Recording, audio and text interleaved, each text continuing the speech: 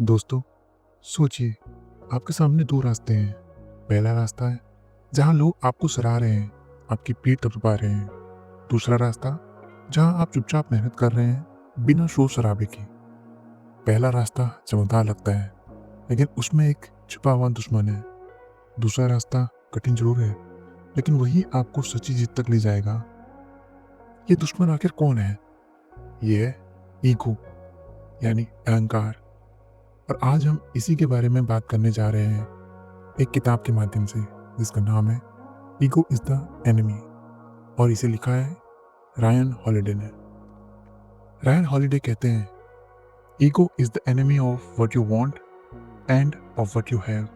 Ego is the enemy of mastering craft, of real creative insight, of working well with others, of building loyalty and support. यानी ego हमारे सपनों, हमारी सफलता और हमारी growth तीनों का दुश्मन है।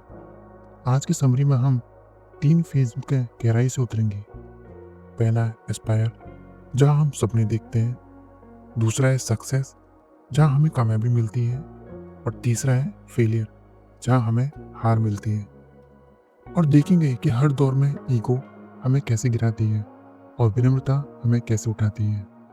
पहला फेज, सपनों का दौर, जिसमें एस्पायर होती हैं। ये किताब हमें बताती है कि ऑलवेज बी स्टूडेंट, यानी हमेशा छात्र बने रहो। एक बार सुकरात ने किसी से पूछा, तुम्हें दुनिया का सबसे बुद्धिमान व्यक्ति क्यों कहा जाता है? सुकरात ने जवाब दिया, क्योंकि मैं जानता हूँ कि मैं कुछ नहीं जानता। ईगो कहती है, मुझे सब आता है, लेकिन ग्रोथ कहती है, मुझे अभी और सीखना है।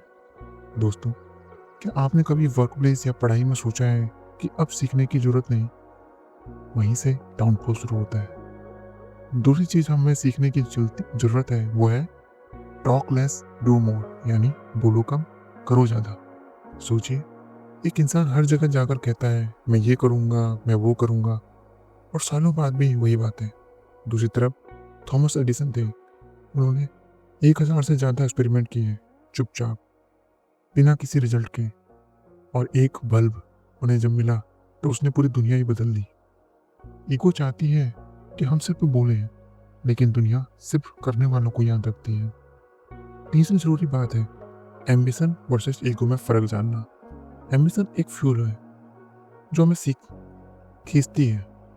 ईगो ब्रेक है जो हमें रोकती है। एम्बिशन कहती है, मैं मेहनत करूंगा। ईगो कहती है, मैं पहले से ही महान हूँ। दोस्तों, सोचिए, आप अपने सपनों में एम्बिशन से चल रहे हो या ईगो से रुक रहे हो? चौथा इंपॉर्टेंट लर्निंग है अप्रेंटिसशिप वर्सेस ह्यूमिलिटी। हर एक महान इंसान ने किसी न किसी से सीखा है। माइकल जॉर्डन ने भी कोच की बात मानी थी।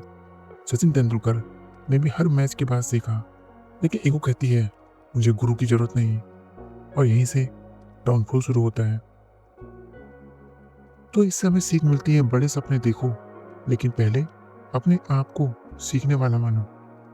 दोस्तों, यहाँ तक हमने पहला फेज समझ लिया है। अब चलते हैं दूसरे फेज की ओर। दूसरा फेज है सक्सेस, यानी जीत का दौर।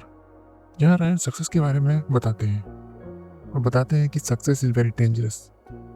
नेपोलियन बोनापार्ट एक अजय सेनापति थे, लेकिन उनके ईगो ने कहा, तुम अनबीटेबल हो। तो उन्होंने रूस पर हमला किया, और नतीजा बर्बादी और हार। सफलता का असली इम्तिहान है कि आप हम्बल रह पाते हैं या नहीं। दूसरी महत्वपूर्ण बात इस पेज की है ego versus team work. Steve job Apple से निकाले गए क्योंकि ईगो ने उन्हें कठोर और रिजिड बना दिया था, लेकिन जब वो लौटे तो उन्होंने टीम वर्क को अपनाया। नतीजा एप्पल दुनिया का सबसे बड़ा ब्रांड बना। ईगो कहती है, मुझे किसी की जरूरत नहीं। वहीं ह्यूमिलिटी कहती है, मैं अकेला नहीं, टीम के साथ ही जीत सकता हूँ। एक बात और सीखने की है कि always stay student even after success. Success अक्सर हमें ब्लाइंड कर देती है, लेकिन जो लोग विनम्र होते हैं वे लगातार सीखते रहते हैं। उदाहरण के लिए वॉरेन बफेट अरबपति होकर भी रोज 500 पेज पढ़ते हैं। क्यों? क्योंकि वे जानते हैं कि ईगो लर्निंग को रोक देती है। दोस्तों, सक्सेस एक इल्यूजन, यानी भ्रम की तरह है। अलेक्जेंडर द ग्रेट ने दुनिया जीत ली थी, लेकिन खुद को नहीं जीत पाए। ईगो ने उन्हें रेस्टलेस बना दिया था। नतीजा 32 साल की उम्र में सब खत्म। तो इससे लेसन मिलता है कि सफलता के इल्यूजन मत पालो। सच्चा सेटिस्फेक्शन अंदर से आता है, ईगो से नहीं। अब जानते हैं तीसरी फेज के बारे में, जो है फेलियर यानी हार का दौर। इसमें रैन हमें ब्लेम गेम बनाम एक्सेप्टेंस के बारे में समझाते हैं। ईगो हमें सिखाती है मेरी गलती नहीं, बस हालात खराब थे। लेकिन सच्चा विजेता कहता है हाँ, गलती मेरी थी और मैं इसे सुधारने का प्रयास करूंगा। अब्राहम लिंकन बार बार हारे, लेकिन ब्लेम नहीं किया। उन्होंने एक्सेप्ट किया, सीखा और अंततः महान राष्ट्रपति बने। दूसरी लर्निंग है रेजिलियंस बनाम ईगो। J.K. रोलिंग 12 बार रिजेक्ट हुई। अगर ईगो होती तो वो कह देती दुनिया मेरी कदर नहीं करती, लेकिन उन्होंने विनम्रता से कोशिश की और रिजल्ट हैरी पॉटर। ईगो हमें गिराकर तोड़ती है, रेजिलियंस हमें बार बार उठाती है। और याद रखिए, failure is the real feedback. हर असफलता फीडबैक है। ईगो इंसल्ट समझती है, लेकिन समझदार इंसान उससे सीख लेता है। एडिसन ने कहा, मैं 1000 बार फेल नहीं हुआ, मैंने 1000 तरीके खोज लिए हैं जो काम नहीं करते। तो दोस्तों, पूरी किताब हमें एक संदेश देती है, ईगो हर जगह एक छिपा दुश्मन की तरह है। सपनों के दौर में ईगो कहती है तुम सब जानते हो। सफलता के टाइम में ईगो कहती है तुम अनबीटेबल हो। और असफलता के समय में ईगो कहती है दुनिया बेकार है, उसे ब्लेम करो। लेकिन ग्रोथ कहती है हमेशा सीखते रहो, हम्बल रहो और फेलियर से भी सीखो। दोस्तों, अब जरा सोचिए, क्या आपकी लाइफ में कोई ऐसा पल है जहां ईगो ने आपको पीछे रोका हो? शायद आप सीख सकते थे, लेकिन आपने सोचा मुझे सब आता है।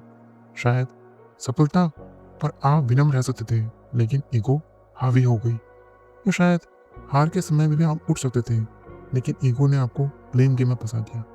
इसलिए अगर ईगो को कंट्रोल कर लिया जाए तो आपकी लाइफ कितनी बदल सकती है।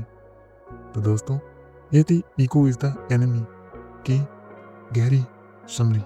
अगर आपको लगा हो इस किताब ने आपकी सोच को छुआ है, तो उसे लाइक करें, शेयर करें और सब्सक्राइब कीजिए। और याद रखिए, बुक वर्ल्ड बाय एसके पर हम सिर्फ समरीज नहीं लाते, हम लाते हैं वो सीखें जो आपकी ज़िंदगी को बदल सकती है।